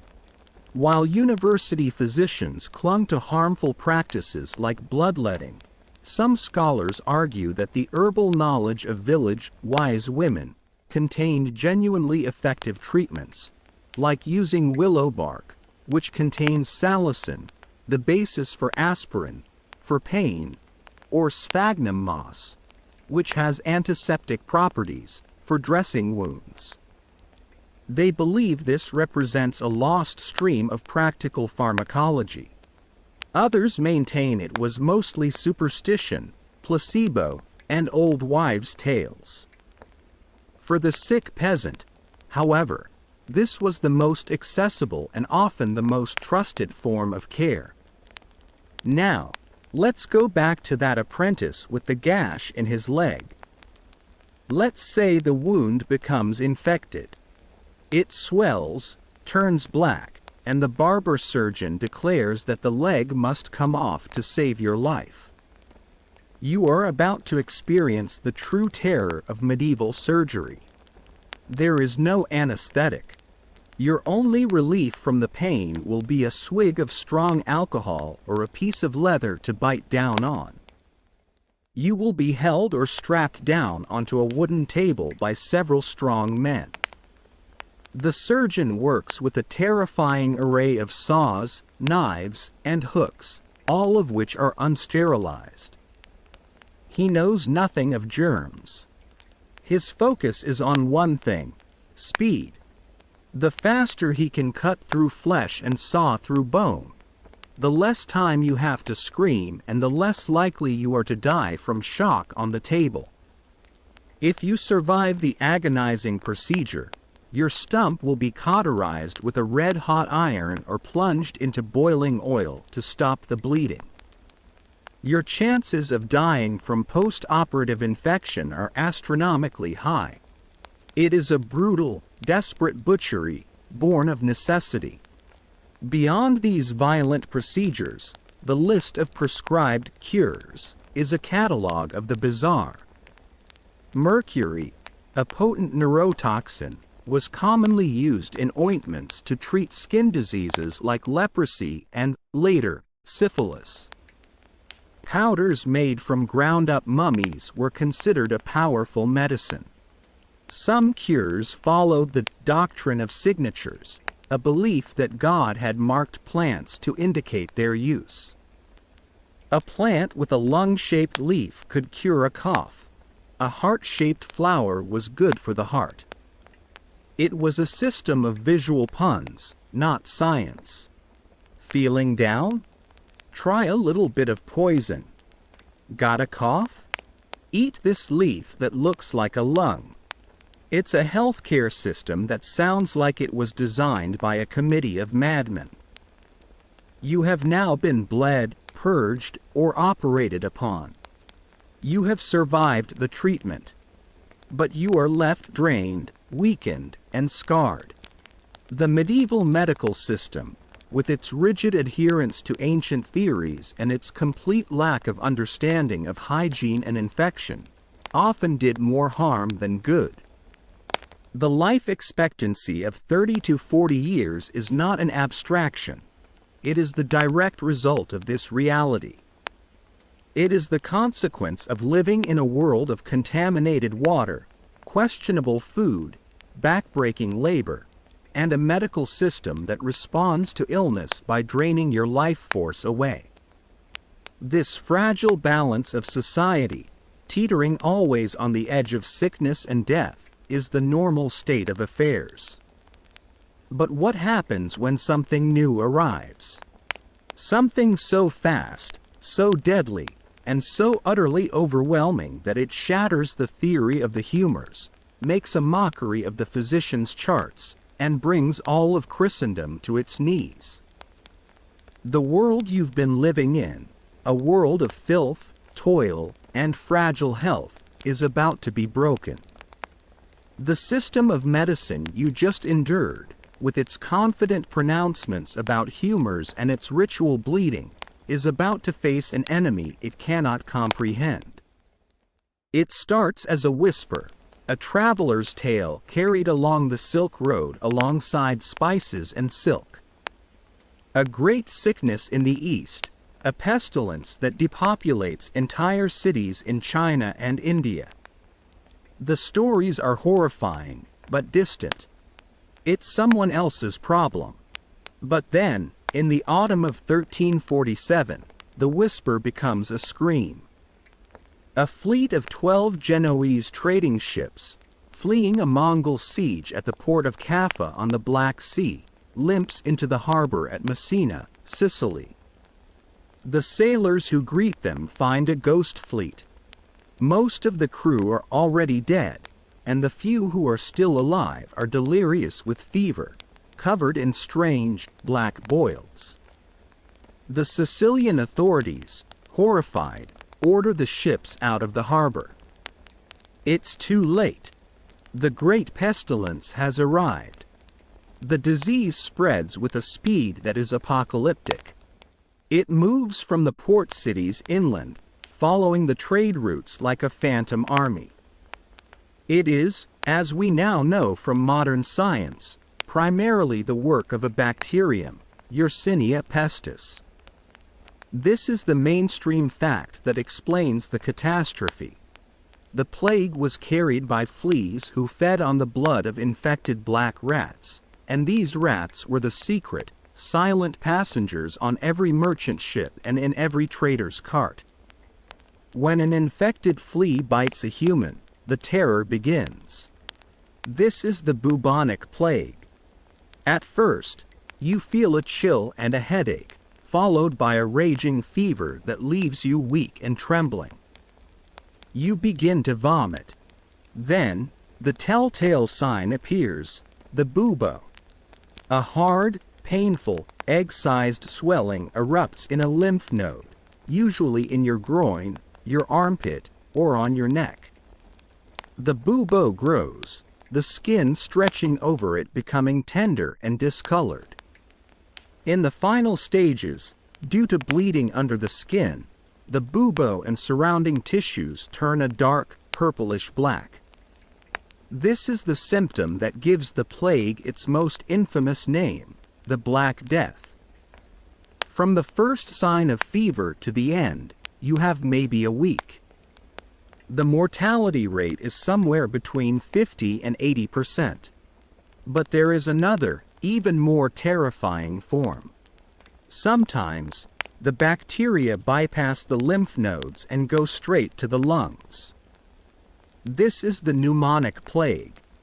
Now you are not just a victim, you are a weapon. The disease is no longer spread by fleas, but by the very air you breathe. Every cough, every sneeze expels a spray of deadly bacteria, which can be inhaled by anyone near you. This form is nearly 100% fatal, and it kills with terrifying speed, sometimes in as little as 1 or 2 days. Imagine this horror unleashed on your medieval town. At first, there are just a few cases. A sailor, a merchant, then his family, then his neighbors.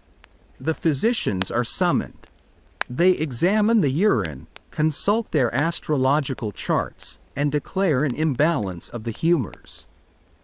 They prescribe bloodletting, which only weakens the victim further. They try purging, which dehydrates them. Their entire medical framework is useless. The disease scoffs at their theories. Priests come to give the last rites, and within a week, the priest himself is dead. The social fabric begins to tear, thread by thread. The sheer scale of the death is impossible to comprehend. In the space of a few years, from 1347 to 1351, the Black Death will kill at least a third of Europe's population. In some regions, the death toll is closer to 60%. Entire villages are wiped out. Monasteries, with their close quarters, are emptied. The city you walked through, with its noisy, crowded streets, becomes a ghost town. The sound of life is replaced by the rumble of the death cart making its grim rounds, and the constant, frantic ringing of church bells for the dead, until there are not enough living people left to ring them. Fear shatters all social bonds. The Italian writer Boccaccio, who lived through it in Florence, wrote that brother abandoned brother, uncle nephew, sister brother, and often husband-wife. Even worse, he wrote, fathers and mothers refuse to nurse and assist their own children. People lock themselves in their homes, hoping to wait it out. But the plague seeps through the cracks, an invisible invader. You see your neighbor collapse in the street. You see bodies lying in houses for days because everyone is too afraid to touch them. Mass graves are dug outside the city walls, huge pits where bodies are layered like lasagna with dirt. In the face of this powerlessness, a desperate search for answers begins. If God is angry, what have we done to deserve this? This is when you see the flagellants. They are groups of religious zealots who march from town to town in long, grim processions. They are stripped to the waist, chanting prayers and hymns, and lashing their own backs with heavy leather scourges, often tipped with sharp iron spikes.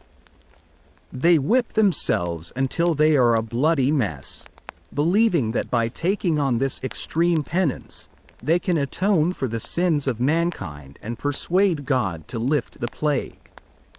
For a time, they are welcomed as heroes, their public self-torture a spectacle of extreme piety. But soon, they are condemned by the Pope, their movement deemed heretical, and they are suppressed as violently as they punished themselves. It's a truly bizarre footnote. When faced with an epidemic, a significant portion of the population decided the best public health measure was to wander around whipping themselves. When piety fails, paranoia takes over. If God won't help, someone must be to blame. And the blame falls, as it so often does, on those who are different. Across Europe, particularly in Germany and France, rumors fly that Jewish communities have caused the plague by poisoning the wells. It is a baseless, hateful lie, born of fear and centuries of anti-Semitism. But in the grip of terror, people believe it. Horrific massacres follow. Entire Jewish populations in cities like Strasbourg, Mainz, and Cologne are rounded up and burned alive. They are tortured into false confessions and then executed. It is a plague of madness riding on the back of the plague of disease. Amidst this chaos, the figures of the plague doctors emerge, creating one of history's most iconic and creepy images. This is a quirky tidbit born of desperation. These were municipal doctors hired to treat the afflicted, though their treatments were useless. To protect themselves, some wore a bizarre uniform. A long, waxed coat, gloves, a wide-brimmed hat, and most famously, a mask with a long, bird-like beak. This wasn't for frightening people, though it certainly did. It was based on the miasma theory. The beak was packed with aromatic herbs, spices, and vinegar-soaked sponges, things like camphor, mint, and cloves. They believed the plague was a poisonous vapor, a bad air, and that by breathing through this filter of sweet-smelling herbs, they would be protected. It was, in effect, a primitive hazmat suit powered by potpourri. It did nothing to stop the fleas, of course, but it stands as a haunting monument to their flawed understanding of disease. But even in this great debate, historians and scientists still argue whether the Black Death was solely the bubonic plague we know today. The incredible speed of its transmission and the staggeringly high mortality rate have led some to wonder if there was another pathogen at play, perhaps a different, more virulent strain of Yersinia pestis, or even a concurrent epidemic of a different disease, like a hemorrhagic fever. The historical accounts are so extreme that they continue to challenge our modern understanding of pandemics. Slowly, almost imperceptibly, the plague begins to recede. It burns itself out. You are one of the survivors. You walk out into a world that is eerily quiet. The constant hum of activity is gone. You look down a street and see that every other house has a crude cross painted on the door, marking it as a place of death. Fields lie fallow because there is no one left to work them. The world has been hollowed out. But in the wake of this unimaginable tragedy, something new is born. The rigid foundations of the old world have been shaken to their core. With so many dead, labor is now in desperately short supply. For the first time, peasants like you have leverage. You can demand higher wages, better conditions. If your lord refuses, you can leave, confident that another lord, desperate for workers, will take you in. Serfdom, the system that tied you to the land for generations, begins to crumble. You have survived a divine judgment that made a mockery of kings and priests.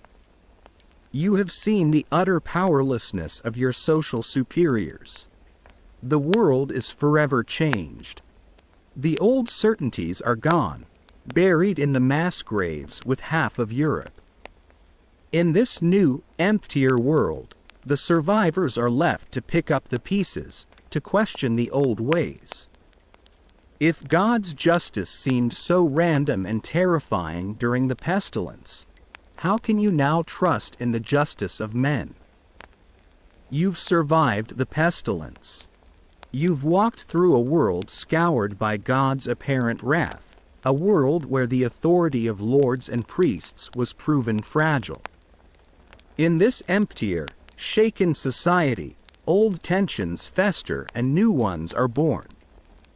The land is plentiful, but laborers are few.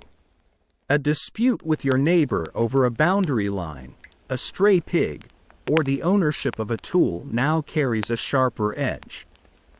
A whispered rumor, a pointed finger, an accusation shouted in the village square is all it takes. Suddenly, you find yourself on the wrong side of the law. And you're about to discover that man's justice can be just as arbitrary and terrifying as divine punishment. Let's say you are accused of stealing your neighbor's axe. He has no proof, only suspicion. You have no alibi, only your word.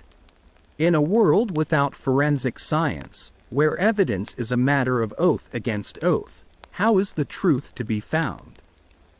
In the earlier part of the Middle Ages, and lingering in the popular imagination for centuries after, the answer was simple. You would ask God to show you the truth through a trial by ordeal. This was not seen as a test of endurance, but as a formal request for a divine judgment, a judicium Dei. The court was essentially creating a controlled environment for a miracle to occur. Imagine you are led by a priest to a local river or pond, its water blessed to make it pure. This is the ordeal of cold water. Your hands and feet are bound. You are tied to a rope and thrown into the water. The logic is terrifyingly simple. This holy water will reject that which is corrupt and guilty. If you float, you are guilty. The pure water refuses to accept your sinful body. If you sink, you are innocent. The water has embraced you as pure. Of course, there is the small matter of the priest's assistants needing to pull you out before you drown in your innocence. It's a classic catch-22, a divine judgment with a very real worldly risk. Surviving the test could mean failing it, while passing it could mean drowning. Perhaps the court decides on the ordeal of hot iron. A blacksmith heats a pound of iron in a fire until it glows a menacing red. You are expected to carry this red-hot bar for a set distance, usually 9 feet. Your hand is then immediately wrapped in a blessed, sealed bandage by the priest. You are to return in 3 days. On the 3rd day, the bandage is removed in front of the court. If the wound is clean and healing, free from infection, it is a miracle. God has intervened to protect the innocent. you are free. But if the wound is festering, blistered, and infected, which, given the unhygienic conditions and the severity of the burn, it almost certainly would be, you are declared guilty. Your own body's natural reaction to being seared with hot metal becomes the proof of your sin. For the nobility, there was trial by combat. An accusation of treason or a serious dispute over land between two knights could be settled on the field of battle. The accuser and the accused, or their chosen champions, would fight to the death.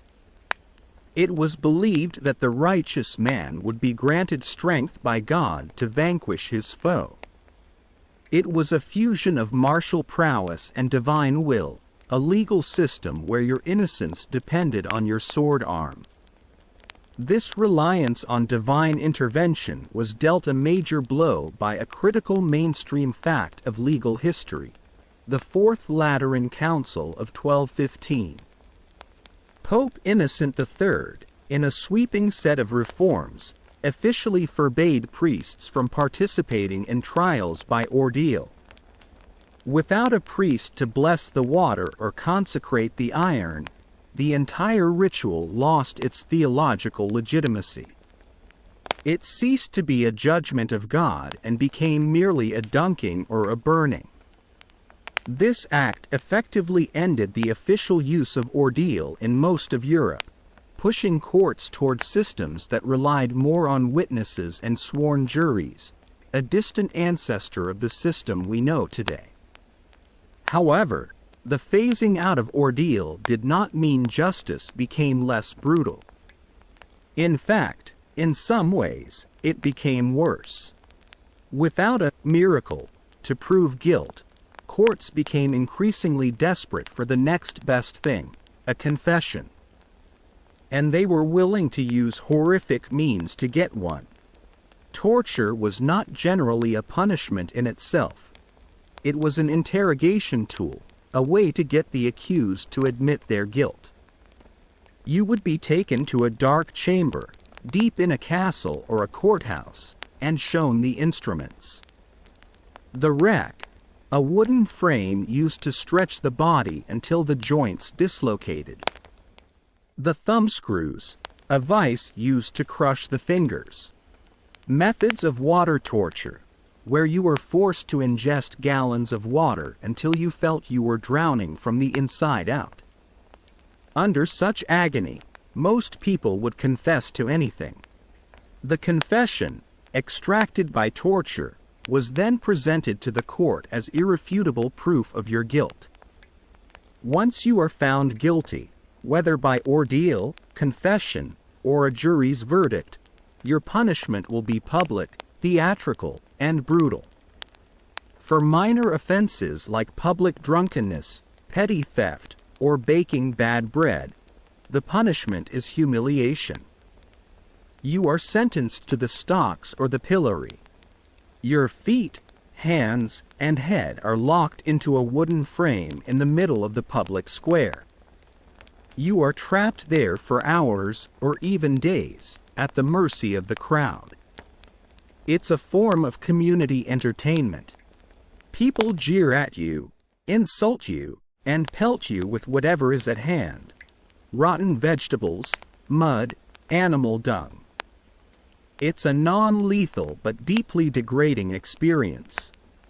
For more serious crimes, the punishment is death, and it too is a public spectacle. These events were not the solemn, clinical procedures of the modern era. They were festivals of justice. A hanging day would draw huge crowds from the surrounding countryside. Vendors would set up stalls selling food, beer, and souvenirs. It was a day out for the family. You might see a simple hanging for a murderer or a robber. For a heretic, or someone convicted of witchcraft, the sentence was often burning at the stake, a slow and agonizing death meant to purify the soul. The most gruesome punishments were reserved for high treason. The sentence was to be hanged, drawn, and quartered. A complex, ritualized execution involving partial hanging, disembowelment while still alive, beheading, and the cutting of the body into 4 pieces, which would then be displayed in prominent locations as a grim warning. This brings us to a scholarly debate that continues to this day. Historians still debate the true purpose of public executions. Were they primarily a deterrent, a brutal but effective tool of state control meant to terrorize the populace into obedience by showing the horrific consequences of crime? Or were they more of a ritualistic act of communal catharsis, a way for society to feel it was purging itself of a corrupting element and reinforcing a sense of shared moral order, much like a religious ceremony? The answer is likely a mixture of both. It was both a threat and a reassuring ritual. Perhaps the most bizarre and quirky legal tidbit of the era is the fact that this justice system was not just for humans.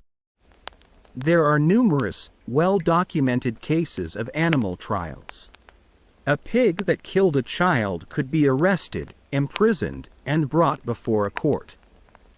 It would be assigned a lawyer for its defense, and witnesses would be called to testify against it. If found guilty, the animal would be formally sentenced to death and publicly hanged from a gibbet, just like a human criminal. There are records of weevils being tried for destroying a crop and of a rooster being tried and burned at the stake for the unnatural crime of laying an egg. It speaks to a worldview so legalistic and so steeped in a belief in a moral order that even the animal kingdom was held accountable to human laws. Imagine being a lawyer whose star client is a pig. The pressure to win would be immense. You stand in the crowd, watching a convicted thief being led to the gallows. The atmosphere is strangely festive, a mix of grim fascination and righteous excitement. You see the fear in the man's eyes, and you realize how thin the line is between spectator and spectacle. In this world, justice is not blind. It is a terrifying lottery, a system built on superstition, pain, and public performance. Man's law, you conclude, is every bit as cruel and arbitrary as the plague. It is a brutal assertion of power in a world where power is everything. And this brutal logic, this acceptance of violence as a tool of the state, doesn't stop at the executioner's block. It scales up, from individual justice to the collective madness of organized conflict, where the spectacle of one death becomes the grim reality of thousands. The public execution you witnessed was a raw display of state power, a brutal lesson in obedience. Now, imagine that same logic, that violence is the ultimate arbiter, scaled up to its most terrifying conclusion. Forget the shining armor and the fluttering banners of Hollywood movies. Forget the noble ideals of chivalry.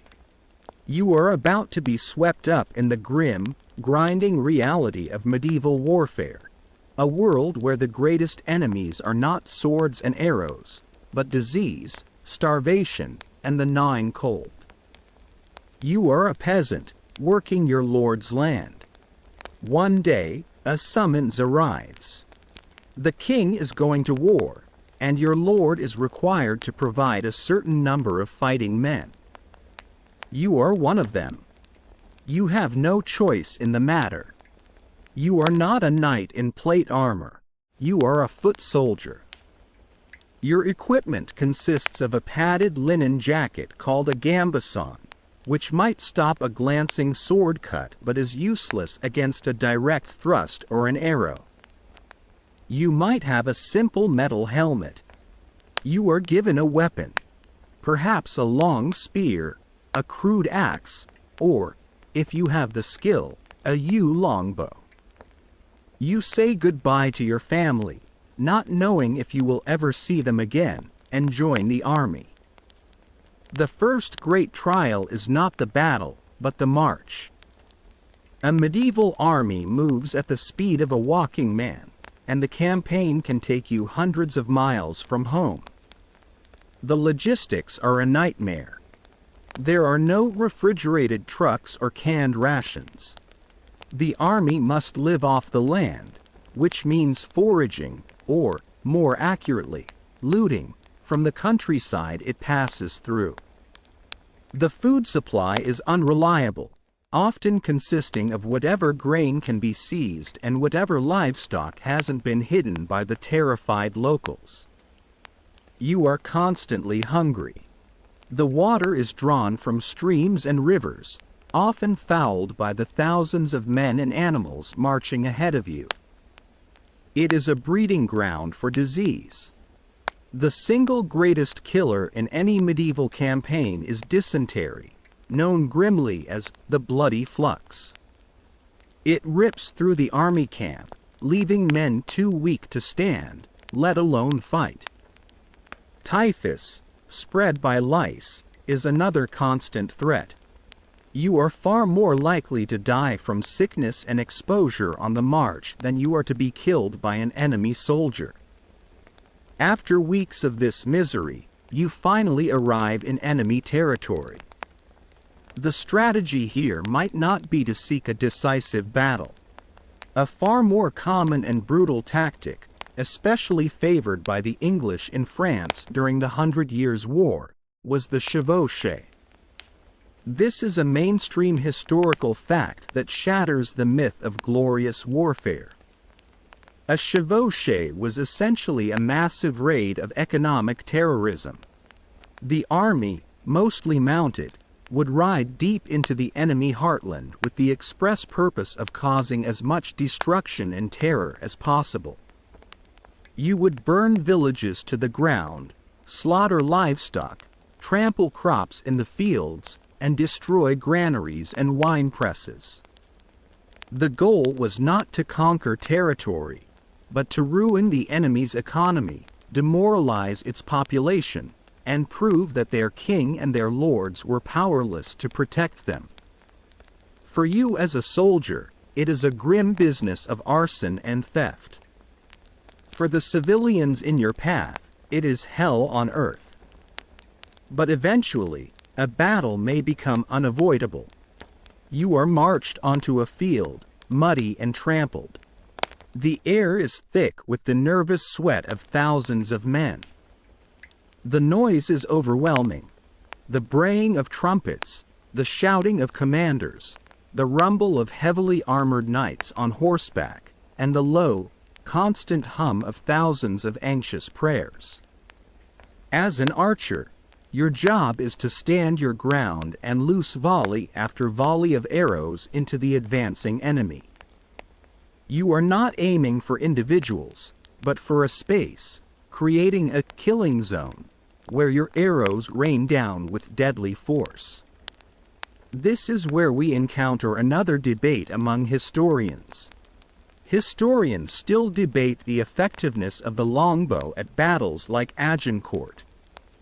While traditional accounts portray it as a superweapon that annihilated the flower of French chivalry, some revisionists argue that factors like the deep, clinging mud that exhausted the French knights, the funneling effect of the terrain, and the brutal work of the English men-at-arms with their hammers and axes were equally, if not more, important. The longbow was certainly a devastating weapon, but the victory was likely a combination of technology, terrain, and sheer, bloody-minded determination. If you are a foot soldier with a spear, your experience is even more visceral. You are part of a dense formation called a schiltron or a shield wall. The enemy cavalry charges. The ground shakes. You brace your spear against the earth and your own foot, trying to form an impenetrable hedge of sharpened points. The impact is a deafening crash of screaming horses, splintering wood, and shattering armor. The battle dissolves into a chaotic, pressing, hacking scrum. You can barely lift your arms. The press of bodies is immense, and you can be crushed to death without ever being touched by an enemy weapon. The air is thick with the smell of blood and fear. You stab at anything in front of you that isn't wearing your colors, praying that a sword doesn't find a gap in your armor or that a war hammer doesn't crush your skull. In the heat of such a battle, chivalry becomes a distant memory. A knight, enhorsed and trapped in the mud by the weight of his own armor, is not offered a hand up. He is dispatched quickly and brutally with a dagger thrust through his visor. In some battles, a chilling order would be given, symbolized by a quirky and terrifying piece of royal equipment, the oriflamme. This was the sacred battle banner of the French kings, a streamer of red silk. When the oriflamme was unfurled, it was a signal that no quarter would be given. No prisoners were to be taken. It was a fight to the death.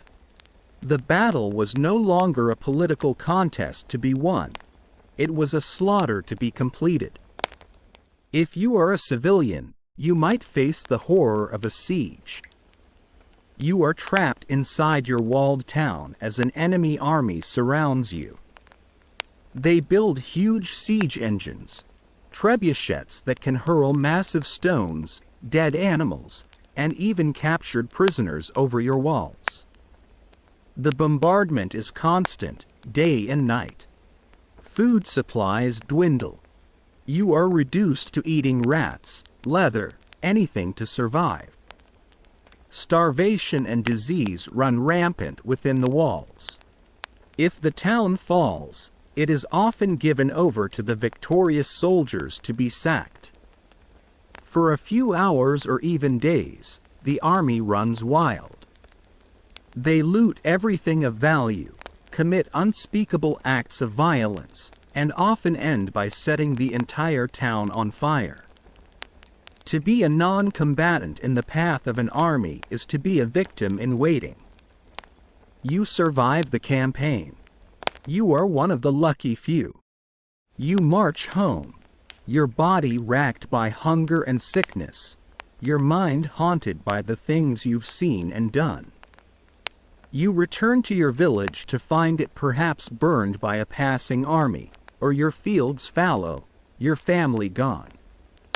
The glory of war, you realize, is a lie. It is a story told by nobles in their warm halls, a tale for poets and balladeers. The reality you have lived is one of filth, fear, starvation, and indiscriminate suffering. It is the ultimate expression of the brutality that lies just beneath the surface of this world, a final, screaming testament to the harshness of medieval life. Your journey is over.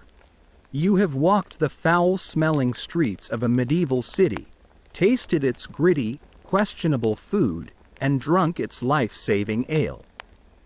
You have felt the phantom burn of ergotism in your limbs and the back-breaking toil of a peasant's life in your bones. You have seen childhood end at 7, faced the terrifying logic of the physician's lancet and the executioner's axe. You have survived the great pestilence that wiped out half of your world, and you have marched in an army where death by disease was more common than death by the sword. You have seen it all. And now, slowly, let the grime and the grit of that world begin to fade.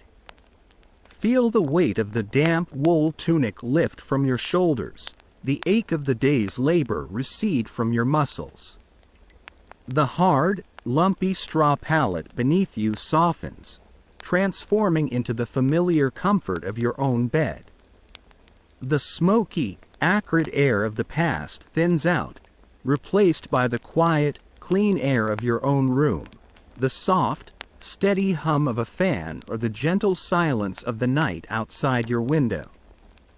The relentless, gnawing uncertainty of survival gives way to a sense of profound and welcome peace. That world of constant peril is just a story now, a collection of distant echoes.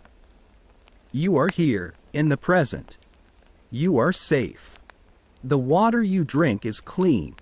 The food you eat is wholesome, and the roof over your head is sound. Allow the last of those grim images to dissolve, like morning mist burning away in the sun. Let the deep quiet of your own time settle over you, a warm and heavy blanket of tranquility. There is nothing more to see, nothing more to fear. All that is left is to rest, to breathe, and to drift into a deep and peaceful sleep, secure in the comfort of your own safe and quiet world.